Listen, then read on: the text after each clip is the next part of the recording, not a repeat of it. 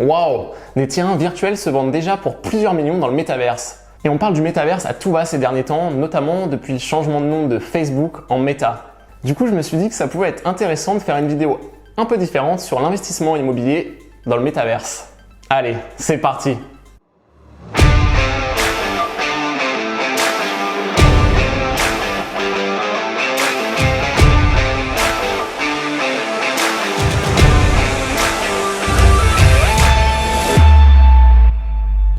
Alors que je viens tout juste de rentrer du Sénégal, à explorer des paysages magnifiques, échanger avec les locaux, dormir dans le désert et me baigner dans le lac Rose, au même moment, l'immobilier dans le métaverse est en train d'exploser.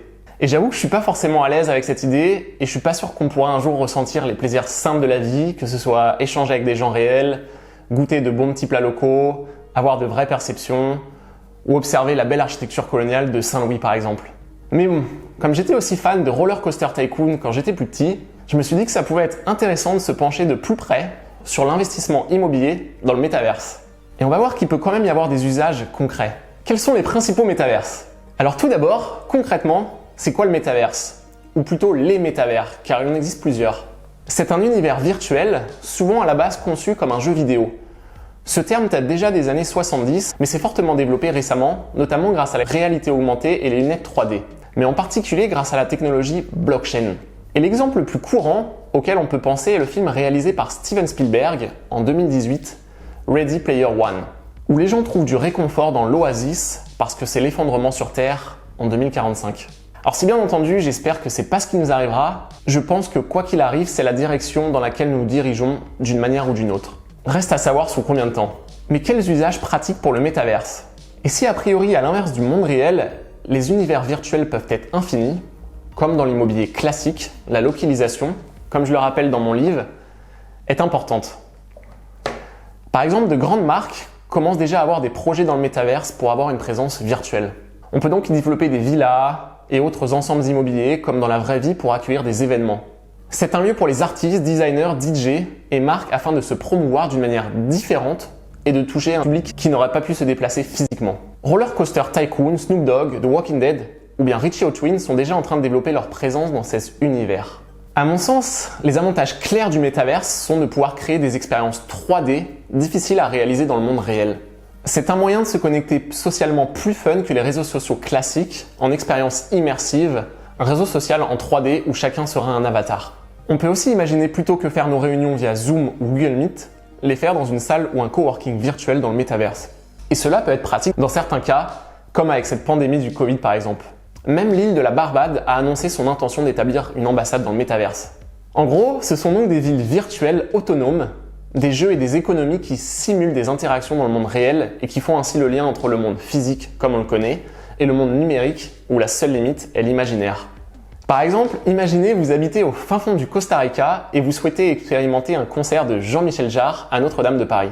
Et bien, plutôt que de prendre l'avion, vous avez juste besoin d'une connexion internet.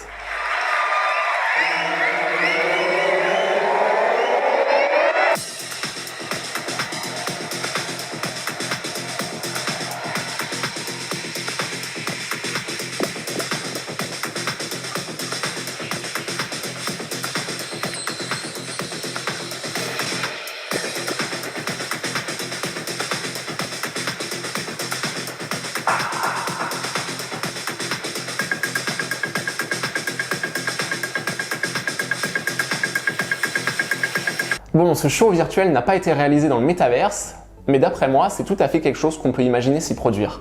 Les 4 principaux métavers connus sont The Sandbox, Decentraland, CryptoVoxel et Somnium Space. Et il y en a une multitude d'autres. Vous pouvez voir la liste sur OpenSea. Rien que la semaine dernière, plus de 100 millions de dollars ont été dépensés sur ces métavers. Ils fonctionnent tous sur la technologie blockchain et via des NFT, Non-Fungible Token. J'en parle dans une de mes vidéos précédentes, mais dites-moi en commentaire si vous voulez que je fasse une vidéo plus détaillée à ce sujet. Le plus connu est donc The Sandbox, fondé par 2 Français. Il dispose de 166 000 landes limitées, ce qui crée un effet de rareté. Les tokens utilisés sont les Sand. Plus de 86 millions de dollars de transactions ont été réalisées la semaine dernière. Quand on regarde sur leur carte et sur OpenSea, au moment où je tourne cette vidéo, il est difficile de trouver des terrains 1 par 1, l'équivalent de 96 mètres par 96 mètres, à moins de 3-4 Ethereum, ce qui fait plus de 10 000 €.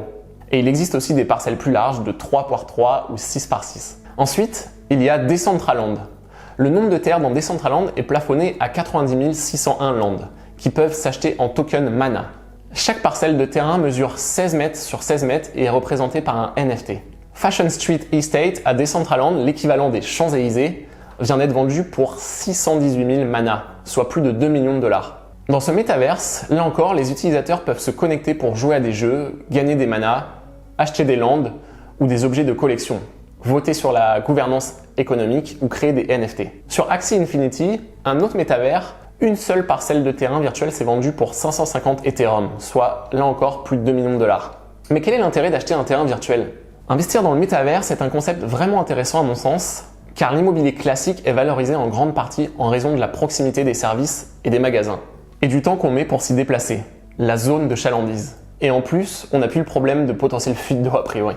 Sur ces terrains, comme je l'ai dit, il est donc possible d'y développer un projet, un bâtiment, et ensuite de le louer par exemple à des artistes qui veulent créer une expérience dans le métaverse. Il y a par exemple des demandes de location sur le Discord de Decentraland. Vous pouvez organiser des événements et faire payer ceux qui veulent y assister. Néanmoins, la valeur de tous ces investissements immobiliers virtuels dépendra du nombre de visiteurs sur les plateformes concernées. Car pour le moment, il faut le dire, ces mondes virtuels ne sont pas encore énormément utilisés en tant que tels. De plus, ces terres, étant des NFT, sont moins liquides que les tokens sous-jacents, comme les Sand ou les Mana par exemple. Alors c'est clairement un investissement spéculatif pour le moment, car on en est encore au début. Et il est difficile de savoir quel métavers sera gagnant et quelle localisation. Imaginez que vous achetez un bien immobilier dans un quartier supposé en devenir, car une station de métro est attendue dans quelques temps, mais finalement la construction est annulée. Il y a donc, comme pour tout investissement, des études et analyses à faire avant de se lancer. Il y aura clairement des opportunités de croissance. D'ailleurs, certains analystes estiment que les revenus des mondes de jeux virtuels pourraient atteindre 400 milliards de dollars en 2025 contre 180 milliards de dollars l'année dernière.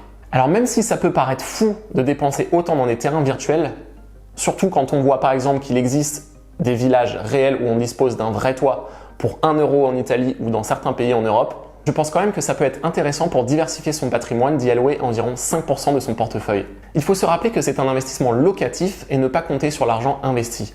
Comme ça, si les parcelles prennent de la valeur à l'avenir, cela permettra de booster son portefeuille et à l'inverse, si elles en perdent, ne pas trop être impactées.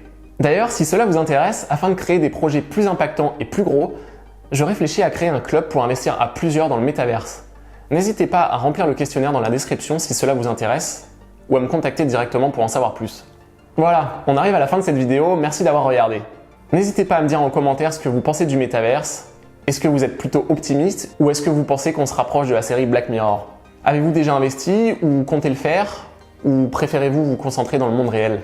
Vous pouvez également me contacter sur mes autres réseaux sociaux bien entendu. N'hésitez pas à vous abonner et à aimer cette vidéo si vous l'avez appréciée, ce serait génial pour l'algorithme YouTube et cela me motiverait à tourner d'autres vidéos comme celle-ci.